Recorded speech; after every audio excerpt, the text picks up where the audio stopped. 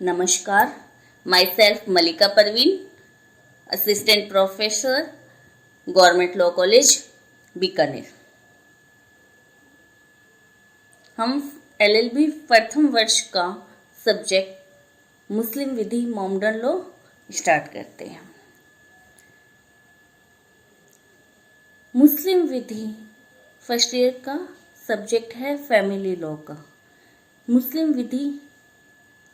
विधि है क्या? मुस्लिम विधि को फैमिली लॉ में पढ़ते हैं। हिंदू विधि और मुस्लिम विधि दोनों विधि फैमिली लॉ में आते हैं। मुस्लिम विधि को पढ़ने से पहले हम देखते हैं कि मुस्लिम विधि किस पर अप्लाई होती है, यानी मुस्लिम विधि से शासित कौन होते हैं। प्रत्येक मुसलमान व्यक्ति मुस्लिम विधि से शासित होता है। ये उसकी व्यक्तिगत विधि यानी शरीयत लॉ के साथ साथ चलती है। शरीयत लॉ व्यक्तिगत विधियां होती हैं और मुस्लिम विधि उसके समांतर चलती है। यानी मुस्लिम विधि किस पर लागू होती है? मुसलमान पर मुस्लिम विधि लागू होती है। मुसलमान कौन होता है? मुसलमान वो व्यक्ति होता है जो इस तौहीद में विश्वास करता है। तौहीद क्या है? ला इलाहा इल्लल्लाह मोहम्मद रसूलुल्लाह, यानी अल्लाह एक है और मोहम्मद साहब उसके पैगंबर है। यानी विधि के अनुसार जो इस कलमे में यानी ला इलाहा इल्लल्लाह मोहम्मद रसूलुल्लाह, अल्लाह एक है, मोहम्मद साहब इनके रसूल या पैगंबर हैं, जो इस कलमे में विश्वास करता है विधि के अनुसार वो मुसलमान है। उसका मुस्लिम परिवार में जन्म लेना या उसका धर्म परिवर्तन करना कोई मायने नहीं रखता। यानी अन्य धर्म से भी अगर वो कन्वर्ट होके आता है और इस कलमे में विश्वास कर लेता है तो विधि के अनुसार वो मुसलमान माना जाएगा और मुस्लिम विधि उस पर लागू की जाएगी। यानी मुसलमान कौन है? जो ये विश्वास करे कि अल्लाह एक है और मोहम्मद साहब उसके पैगंबर है, वो मुसलमान है विधि के अनुसार और मुस्लिम विधि उस मुसलमान व्यक्ति पर लागू होती है। मुस्लिम विधि एक व्यक्तिगत विधि मानी जाती है। अब मुस्लिम विधि का उद्भव कहाँ से हुआ, मुस्लिम विधि कहाँ से आई, इसको देखने के लिए हमें पहले मुस्लिम विधि की हिस्ट्री देखनी होती है, उसका इतिहास जानना होता है। तो जैसे कि मुसलमान वाला जो मैंने कलमा बताया कि ला इलाहा इल्लल्लाह मोहम्मद रसूलुल्लाह, अल्लाह एक है, मोहम्मद साहब इसके पैगंबर है। यानी मोहम्मद साहब जो पैगंबर हुए थे उनके द्वारा मुस्लिम विधि को विकसित किया गया या इनके द्वारा मुस्लिम विधि का विकास किया गया, प्रारंभ की गई थी। तो मुस्लिम विधि के हिस्ट्री को देखने के लिए हम मुस्लिम विधि के विकास या हिस्ट्री को दो चरणों में बांटते हैं। सबसे पहले मोहम्मद साहब के आगमन से पहले मुस्लिम विधि कैसी थी, क्या थी? मोहम्मद साहब के आगमन से पहले मुस्लिम विधि का विकास नहीं हुआ था। ज़्यादातर जो मुसलमान थे वो अरब देशों में रहते थे। अरब देशों में यानी शामी वंश के वंशज थे जो अरब देशों में रहते थे। अरब देशों में रहने वाले मुसलमानों को मुस्लिम विधि जैसा कोई ज्ञान नहीं था। वो वहाँ पर कबीला प्रथा व्यतीत करते थे, यानी कबीलों में रहते थे। ज़्यादातर जो मुसलमान हैं वो कबीलों में रहते थे। कबीलों में रहने के कारण उनमें क्या युद्ध ज़्यादा होता था। एक दूसरे से वो कबीलों में युद्ध करते थे और मुखिया होता था, हर एक कबीले का एक मुखिया होता था जो वहाँ का शासन चलाता था। और अरब देशों में रहने के कारण उन मुस्लिम व्यक्तियों की यानी उन अरब के निवासियों का जीवन क्या अत्यंत कठोर था। मरुस्थल में रहने के कारण उन्हें कई कठिनाइयों का सामना करना पड़ता था और व्यापार की पद्धति उनमें ज़्यादा थी। व्यापार करने के लिए वो एक स्थान से दूसरे स्थानों पर पलायन करते थे। उस समय वहाँ जो अरब देशों में रहते थे शामी वंश के जो वंशज थे, उनमें बुत परस्ती यानी मूर्ति पूजा का चलन भी था। मूर्ति पूजा का चलन था और अरब देशों में रहने वाली महिलाओं की स्थिति बद से बदतर थी। उनको कोई अधिकार प्रदान नहीं किया गया था। उस समय अरब में बहुविवाह का प्रचलन बहुत अधिक था। एक एक व्यक्ति 10-10, 15-15 शादियां करता था और महिलाओं को एक खरीद फरोख्त की वस्तु के समान माना जाता था। महिलाओं की हत्या या मर्डर आम बात थी, यानी महिलाओं को कोई अधिकार नहीं दिया गया था। मुसलमानों की जो स्थिति थी, सामाजिक स्थिति और आर्थिक स्थिति बहुत ही कमजोर थी। वो सिर्फ क्या करते थे, व्यापार करते थे अरब देशों में और युद्ध, छापामार पद्धति और युद्ध के द्वारा अपना जीवन बसर करते थे। धार्मिक भावना उनमें बहुत ही कम थी ही नहीं, थोड़ी बहुत थी तो वो मूर्ति पूजा के रूप में अपनी धार्मिक भावना व्यक्त करते थे। ये था मोहम्मद साहब के आगमन से पहले इस्लाम की स्थिति या मुसलमानों की क्या स्थिति थी।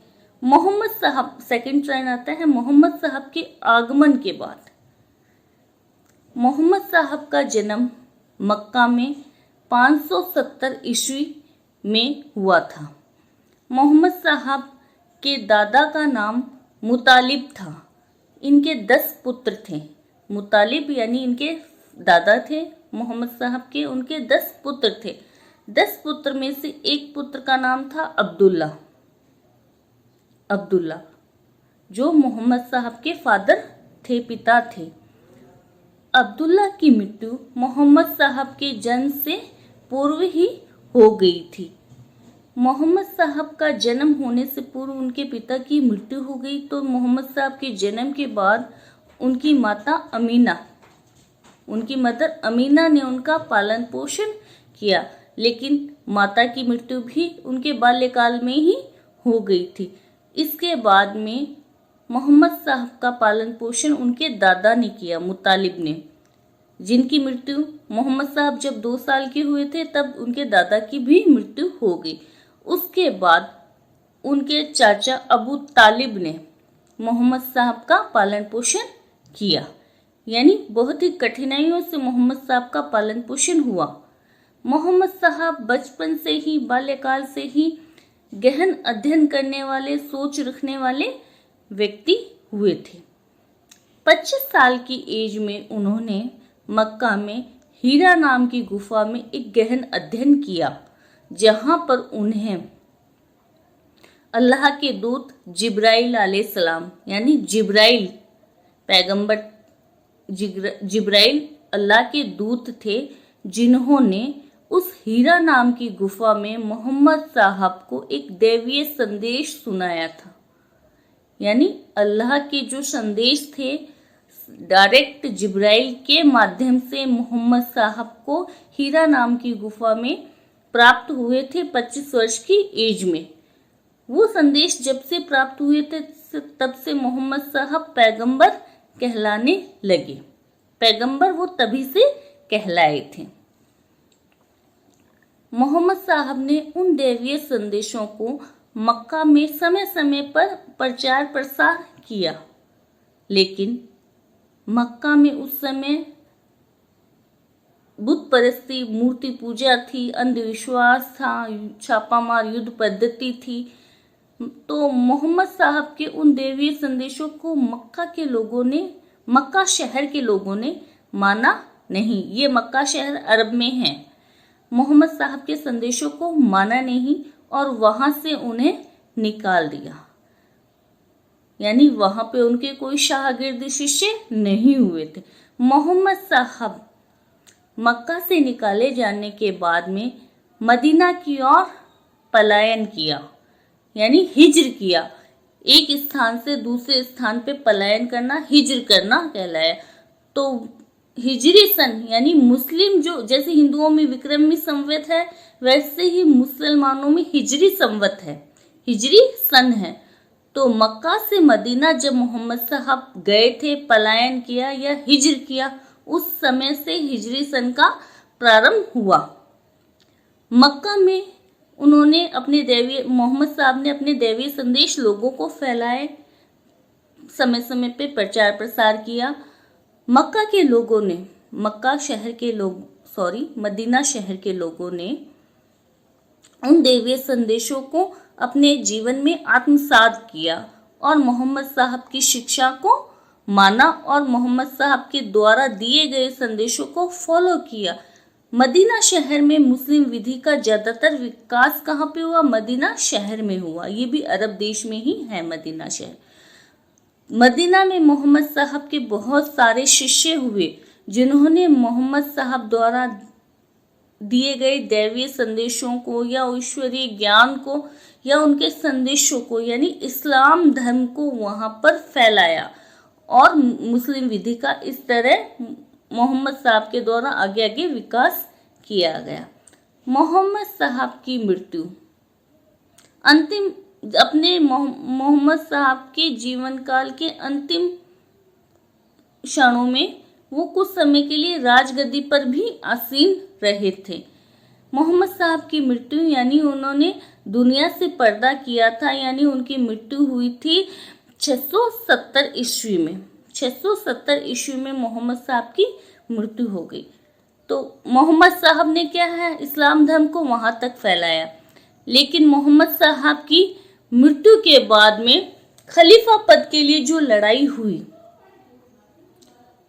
खलीफा पद यानी उनके उत्तराधिकारी के लिए जो लड़ाई हुई, उस लड़ाई ने मुसलमान संप्रदाय को दो भागों में बांट दिया, शिया और सुन्नी। शिया शाखा और सुन्नी शाखा यानी दो संप्रदायों में वो विभाजित हो गए। मुसलमान थे वो दो भागों में विभाजित हो गए। मोहम्मद साहब की मृत्यु के बाद खलीफत यानी उत्तराधिकारी के लिए जो लड़ाई हुई उसमें दो भाग बटे, शिया और सुन्नी।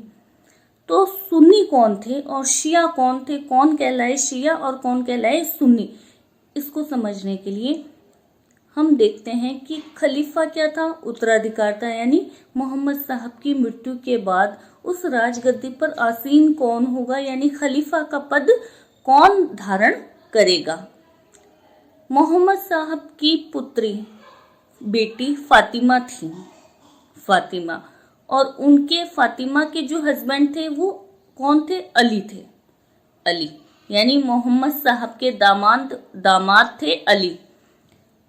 मोहम्मद साहब की मृत्यु के बाद फातिमा यानी उनकी बेटी ने कहा कि खलीफा का जो पद है वो उत्तराधिकार यानी वंशानुगत भरा जाना चाहिए। मोहम्मद साहब के वंश के ही व्यक्तियों को खलीफा का पद प्राप्त होना चाहिए। तो मोहम्मद साहब की बेटी फातिमा ने अपने पति यानी अली को फर्स्ट खलीफा बनाया, और ये जो खलीफा का पद क्या वंशानुगत भरना चाहते थे ये कहलाए शिया शाखा कहलाए।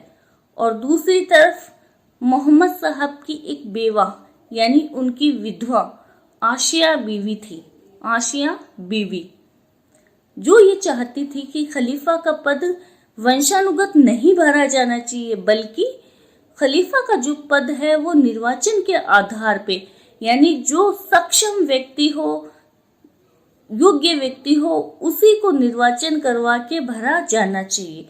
तो फर्स्ट खलीफा कौन होते, वैसे तो वंशानुगत भरते तो अली होते, लेकिन आशिया बीबी ने कहा कि जो खलीफा का पद है वो निर्वाचन के आधार पे भरा जाना चाहिए। तो आशिया ने अपने फादर अबू बकर यानी मोहम्मद साहब के ससुर अबू बकर को फर्स्ट खलीफा बनाया, यानी जो निर्वाचन के आधार पर भरना चाहते थे खलीफा का पद, वो कौन कहलाए, वो सुन्नी शाखा कहलाई, सुन्नी शाखा कहलाई। तो सुन्नी शाखा का फर्स्ट खलीफा कौन बना, अबू बकर बना। सेकंड खलीफा कौन बना, उमर बने। थर्ड खलीफा उस्मान बने। सुन्नी शाखा में फर्स्ट खलीफा अबू बकर, सेकंड खलीफा उमर और थर्ड खलीफा बने उस्मान। अबू उस्मान बने। ये 3 खलीफा बने सुन्नी में, और शिया में फर्स्ट खलीफा कौन बने? अली, जो फातिमा के हस्बैंड थे। सेकंड खलीफा और थर्ड खलीफा अली के ही पुत्र थे, यानी मोहम्मद साहब के दोहित्र थे, नाती थे, हसन और हुसैन। हसन सेकंड खलीफा बना और थर्ड बने हुसैन।